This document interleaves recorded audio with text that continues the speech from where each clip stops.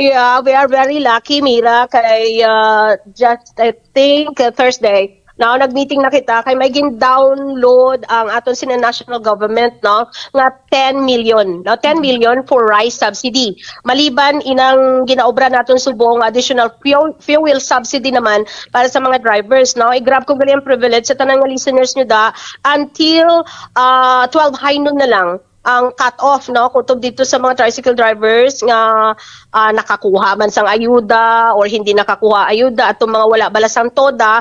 So basta ikaw legitimate ka nga tricycle drivers, you go to franchising office kay naga-overtime sila subong, magpa-encode sa ngalan, dalon lang tong inyo driver's license kag ang inyo sining ORCR kag MTOP. Kay para maupod ka mo dito sa tagaan sang fuel subsidy. Nakakuha o hindi nakakuha, hindi nakalagay doon sa data o sa information nga ginpalabot sa aton from LTFRB na hindi na po pwede kay di ba kung nakakuha ka na dapat hindi ka na matagaan, pero dito abe all legitimate tricycle drivers na nakabutang dito. Pero kung pamangkot sa tao sa OE na mahatag, wala dito sa communication, no? So more on pangalan muna ang pinapasubmit, no? Then kung pamangkot man sila kung magkano, hindi rin nalagay kung pilagid ang ila sining mabaton. Basta ang aton subong mag-comply lang anay kita dito sa listing now sang maging beneficiaryo sining fuel subsidy. Then dito sa 10 million ari pa kita sa proseso, ginmanduan ko ang mga program holders, ang atong mga partners until Wednesday masubmit na tanan-tanan nga papeles, no? Ang buday abis pag government Mira, duro-durugid na sang requirements nga dapat i-comply mo before sila magpadala sang notice to implement.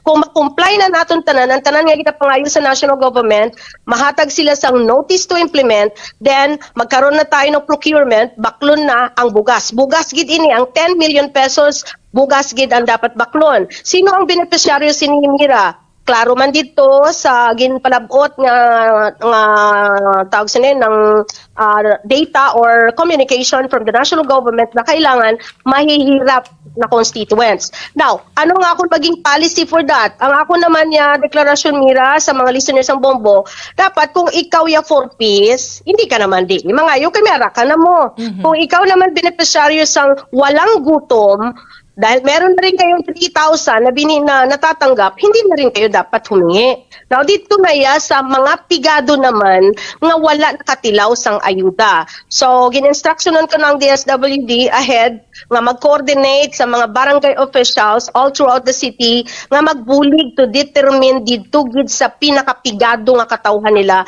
sa ila sintag sa tag sa kabarangay. Ang pundo sang syudad Mira wala pa na ginatandog. Why? Hindi pa pwede nga sagunsunon ta karon ubuson tang pundo ta nga managtag nga pahalala nga panagtag. Hindi na ito mabalaan hasta sano.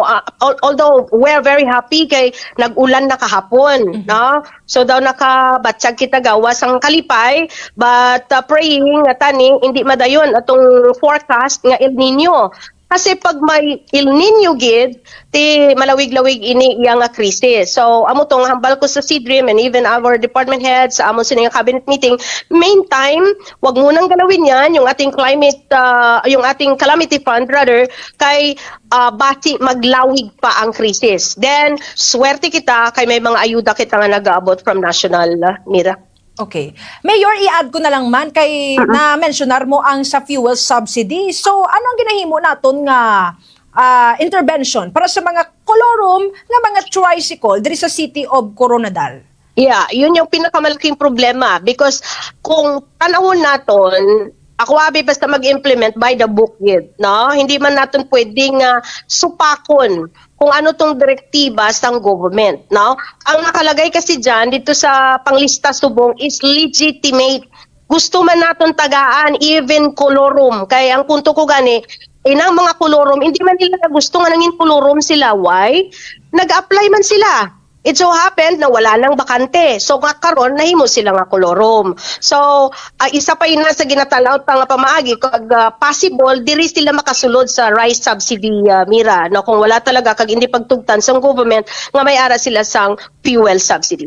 Okay. Mayor, sa mga validation man, sa mga maka-avail sa mga programa, mga subsidy, paano ka makahatag sang assurance nga grabe gid ka id ang validation kay budlay abi na Mayor nga may mga makasulod bala nga naka-avail na gali sang programa at the same time hindi man gali pigado ba kumbaga Mayor?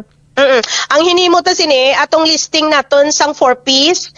I instructed the DSWD i-provide ang listahan sang 4Ps beneficiaries in Coronadal. So outright i-out mo na 'yon. I-out mo na 'yon.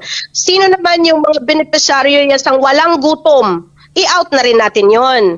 Then dito kita sa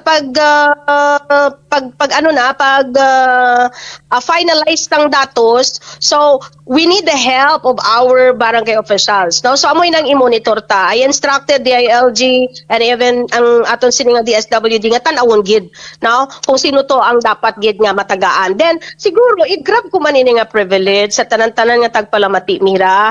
If dalawa abi ang sahi isang tao, tao nga wala na gid kapasidad and then tao nga may kapasidad. If still meron pa namang laman yung burugasan mo mamaligo ko, mapaiway kita, no? Kaya ang iba nabing tao, mira magsilinti, taxpayer man kami, nga hindi kami pagtagaan. Yes, you are also taxpayer, pero ina ba lang maghatag kita consideration. Like bala sa tong panahon sang pandemic, bala mira nga, butang ka lang bangko sa guwa, then butangan bugas. Then pwede ka magbutang kung may ara ka pa bugas na pasa lang anay, ihatag sa iban kay may bugas pa kami. Kung ganun yung mindset ng tao, wag gigitaga mo. Imagine that, ang 10 million mira ining rice subsidy, nag-compute bala ako on my own, no? Halimbawa, ang bugas, 5 kilos, daw, basta akong computation is 500 kada pamilya. So you divide the 10 million, 20,000 lang mira ang matagaan. So sa 20,000 nina, kung pigado tanan, siguro makabig naton nga makadeliver na kita sang 80%.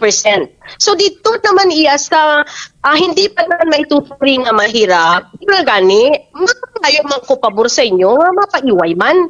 No, kay may ara pa man kamo kwarta, kag may bugas pa man sa burugasan nyo.